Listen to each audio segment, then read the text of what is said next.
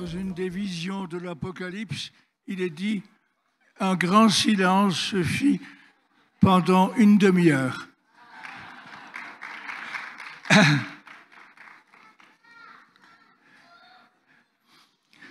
Je vous ai parlé hier des questions posées par Jésus à Pierre avant de lui confier toutes les brebis. Mais je n'ai pas donné le contexte. Le contexte est quelques jours, sans doute, après la résurrection et en tout cas avant l'ascension.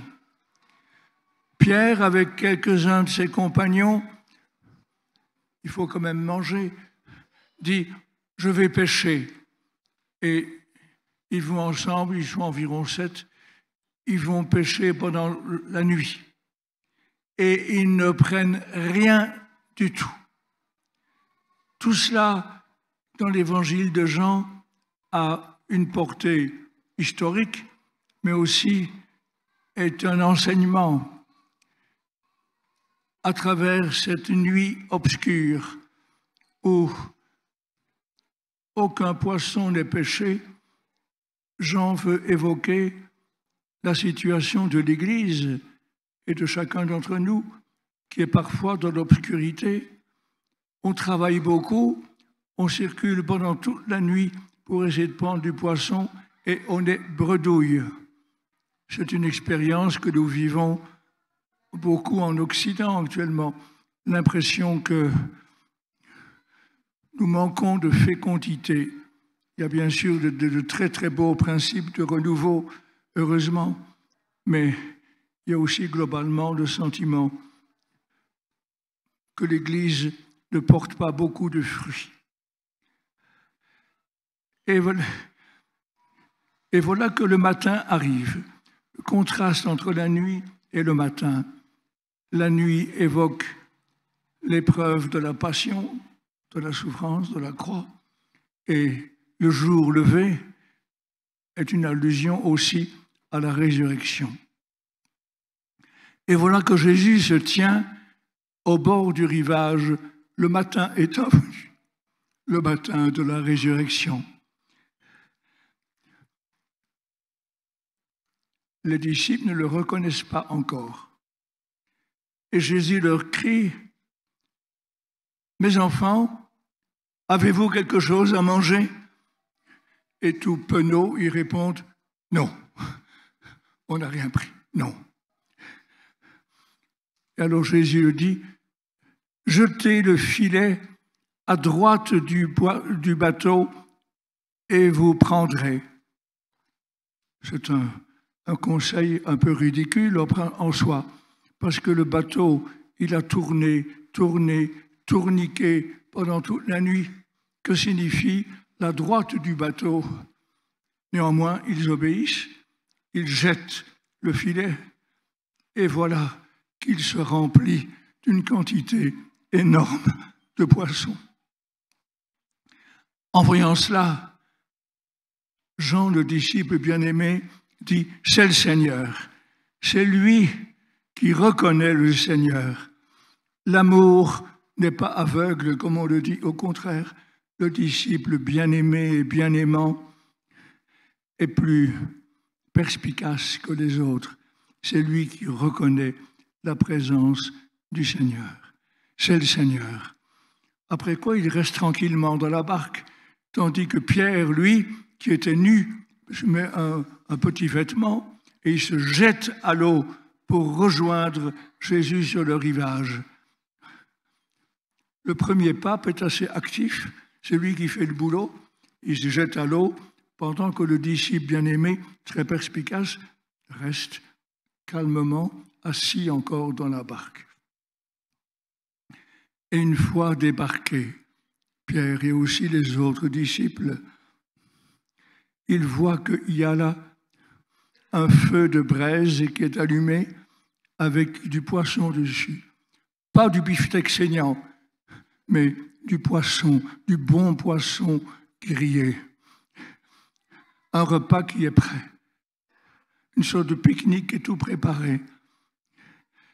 Et Jésus dit, aux disciples qui ont débarqué, allez chercher un peu du poisson que vous avez pris. Il y a des allusions à l'Eucharistie dans ce passage. Un peu plus loin, c'est très clair, une allusion à l'Eucharistie. Dans l'Eucharistie, c'est Jésus qui fait tout, mais il veut quand même notre participation, notre collaboration. Il a préparé ce qu'il faut pour le petit déjeuner, mais il veut aussi un peu du poisson que nous avons pris.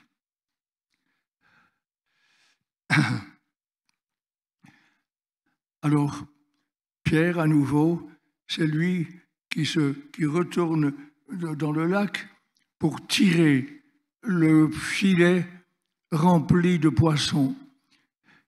Il y en a 153, ils auront fait le compte, autant que d'espèces de poissons connues à l'époque. C'est une indication de l'universalité de la mission. Tous les peuples doivent faire partie finalement de la multinationale de l'Église universelle ou catholique. Et au miracle, il tire le filet et celui-ci ne se déchira pas. Ouk eskis, en grec, du verbe skizein qui signifie couper, séparer, qui a donné en français le schiste, une roche aisément friable, le schisme, quand il y a des divisions. Et donc Jean, à travers ce petit détail, veut dire que l'Église universelle qui doit réunir tous les peuples, elle ne doit pas se diviser. Elle ne doit pas se diviser. Or, elle s'est divisée. La séparation de l'Orient et de l'Occident, la réforme protestante, etc. Que de division. Et c'est contraire à la volonté du Seigneur. Et une fois que cette opération est terminée, Jésus leur dit, venez déjeuner, venez déjeuner. Et prenant le pain et ensuite le poisson, il les bénit et le leur donna, allusion à l'Eucharistie, qui est à tout jamais la présence du Seigneur dans nos vies. Même quand il fait nuit, même quand nous ne prenons rien, que nous sommes bredouilles comme les disciples la nuit, même alors, le Seigneur est là avec nous dans l'Eucharistie, quoi qu'il arrive. Et c'est après ce petit déjeuner qui a une nuance eucharistique que Jésus pose à Pierre les 3 questions que nous avons méditées hier. Je voudrais ensuite, toujours sur le thème de l'espérance, évoquer devant vous la première partie du chapitre 37 du prophète Ézéchiel. C'est une scène impressionnante. Nous sommes à la période de l'exil. On a tout perdu. Le temple a été détruit. Il n'y a plus le culte habituel qu'il y avait au temple. On est hors du pays, on est exilé quelque part en Mésopotamie, dans l'Irak actuel, et l'espérance est finie. Le désespoir a gagné les cœurs. Et voilà que le Seigneur envoie une vision à Ézéchiel. Ézéchiel est un visionnaire. Et c'est une vision impressionnante. L'ange du Seigneur guide Ézéchiel dans une plaine immense où il n'y a que des ossements desséchés. Tout est mort, pas un signe de vie. Et le Seigneur dit à Ézéchiel, prophétise, fils d'homme, prophétise pour que tous ces morts, tous ces squelettes deviennent des êtres vivants. Et Ézéchiel s'exécute. Il prophétise, il invoque la venue de l'Esprit Saint. Et voilà que se produit un cliquetis épouvantable, tous les os qui se mettent en mouvement et qui s'emboîtent les uns dans les autres pour former des squelettes complets. Mais ce n'est encore qu'un spectacle de mort. Prophétise, appelle à nouveau l'Esprit. Et voilà que progressivement viennent sur ces squelettes des nerfs, de la chair, une peau qui s'étend sur le corps. Mais ce sont encore des corps inanimés. Prophétise, fils d'homme, invoque l'Esprit Saint sur tous ces corps inanimés. Et voilà que il exécute l'ordre et toute cette foule se redresse, une armée impressionnante. Et la conclusion de la vision, c'est: Fils d'Israël, reprenez confiance, même à partir d'ossements sans vie. Dieu, par l'Esprit Saint, peut faire un peuple de vivants. J'ouvrirai vos tombeaux, je vous ferai vivre à nouveau. Je pense que c'est ce que le Seigneur veut faire aussi avec nous. Il veut que là où nous sommes parfois désenchantés en voyant que les églises se vident, comme on dit, et les personnes qui s'y trouvent sont généralement des personnes âgées, et voire très âgées, et parfois à tort, l'espérance est morte. Eh bien, cette prophétie qu'on lit lors de la vigile de la Pentecôte, c'est une des lectures choisies pour la veillée qui précède, enfin qui fait partie de la messe de la Pentecôte, la veille, le samedi soir. C'est une prophétie très précieuse et qui est destinée à nous donner, quoi qu'il arrive, confiance, une confiance totale. Le cardinal Newman disait, un anglican célèbre devenu catholique, qui a laissé une œuvre impressionnante, j'espère qu'il sera bientôt proclamé docteur de l'Église. Il disait: 1000 questions ne font pas un doute. On peut avoir des questions, on peut se poser des questions, mais ça ne fait pas pour autant un doute. C'est normal de se poser des questions, mais douter ne fait pas partie de la foi authentique. La tentation du doute, oui.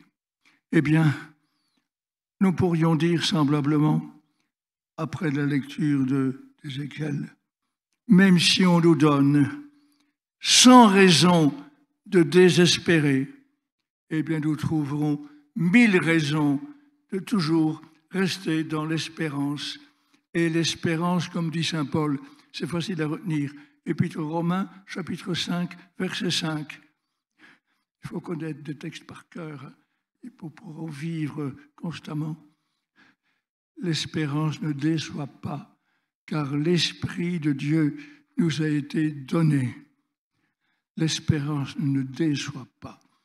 Nous ne serons jamais déçus de notre espérance.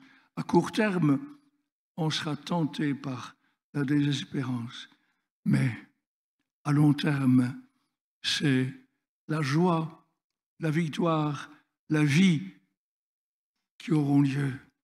L'espérance ne déçoit pas, car l'amour de Dieu habite nos cœurs grâce à l'Esprit Saint qui nous fut donné.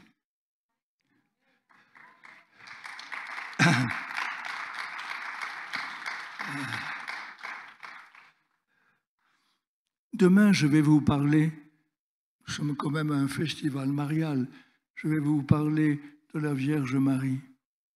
Mais le fil conducteur sera que Marie a eu besoin d'espérer. La manière dont je vous en parlerai et dont je vous en parle brièvement maintenant m'a été inspirée par Sainte Thérèse de l'Enfant Jésus, qui était une fille très docile, très pieuse, très intelligente et qui avait du sens critique.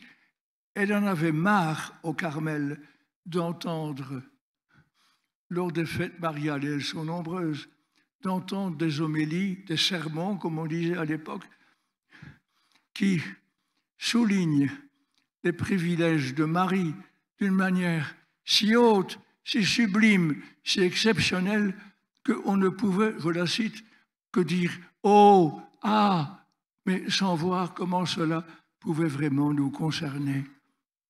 Et donc, elle a cherché un moyen de mettre les grands privilèges de Marie à notre portée et de parler d'elle en s'inspirant de l'Écriture sainte sans ajouter des fioritures. Et c'est ce qui a inspiré son grand poème « Pourquoi je t'aime, ô Marie ». Elle a parcouru presque tous les textes du Nouveau Testament dans ce poème qui parle de Marie. Elle a omis de parler des Actes des Apôtres, elle a omis de parler de l'Apocalypse, qu'elle connaissait peut-être moins. Mais tout le reste, elle l'a commenté poétiquement dans ce grand poème « Pourquoi je t'aime, ô Marie ». Eh bien, Marie a eu besoin d'espérance. Elle a vécu un chemin d'espérance. Il faut deviner qu'elle n'a pas tout compris du premier coup. Le message de l'ange lors de l'Annonciation l'a laissé étonné, bouleversé. Qu'est-ce que ça peut signifier pour moi? Comment pourrais-je devenir la mère d'un enfant aussi exceptionnel?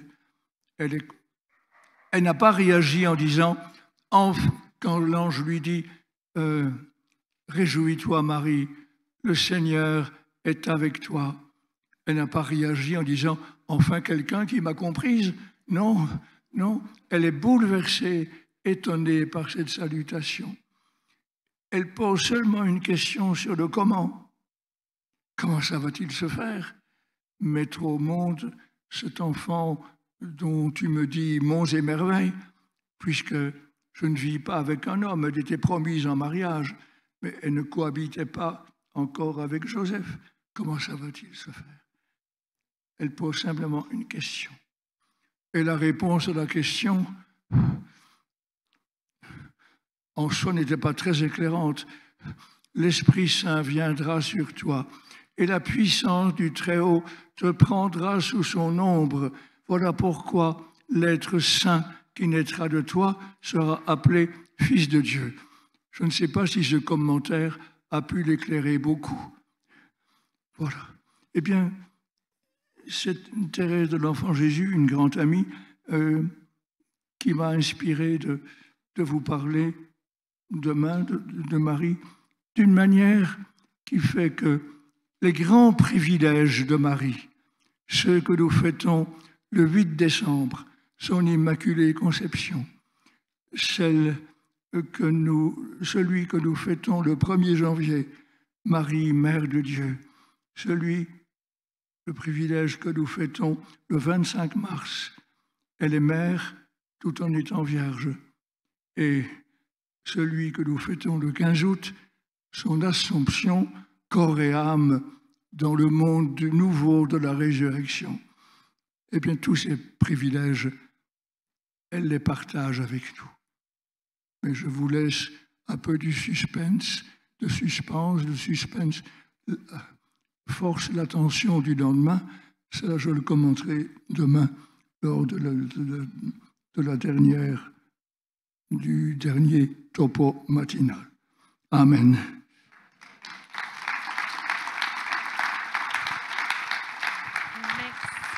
Merci, Monseigneur.